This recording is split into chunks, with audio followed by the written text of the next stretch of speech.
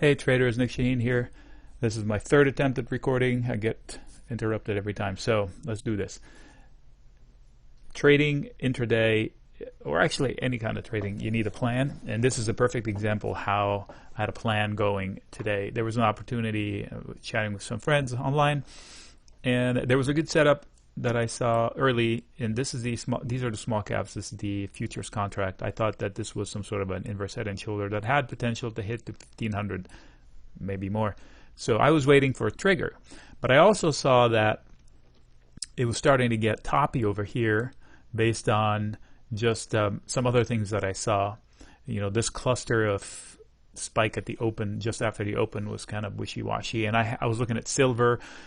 For some reason, it's been a good heads up on inverse markets. So I was like, you know what, I'm going to try it short, the RTY. So if I tried it short, I specifically said that I would, it's actually right here, I would stop myself out really closely. There was a tight stop, and one of the triggers was this one here, which is the VXX. Sorry about this. I brought this from a different monitor with higher resolution, so everything is much giant. So I thought I would stop myself out if the VIX made a new low, because that just shows intention.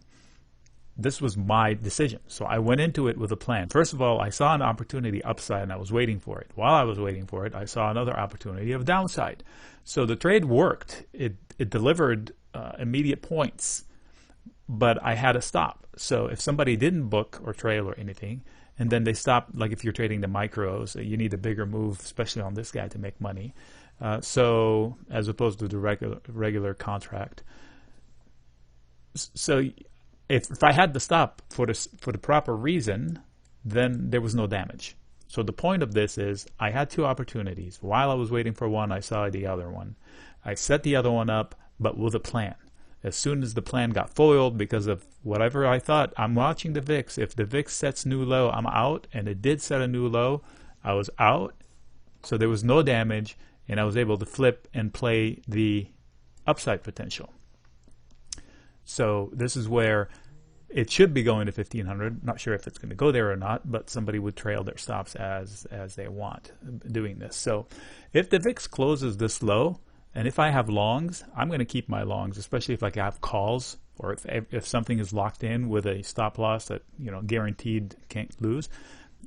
It's worth, you know, leaving it running for a little bit. So today was, you know, this week was a sky is falling week, and here we are. We got mixed candles on the weeklies. The Qs look pretty good, albeit that everything has necklines that must hold, otherwise the lows of August are in play, maybe even the ones from May. So 2815 or 2720, they could be in play on the S&P. I don't know, but I can tell you one thing, that, you know, I should take it level to level. So are the all-time highs. They're in play as well. Next week is binary, and you know, the Chinese tickers were doing well this week.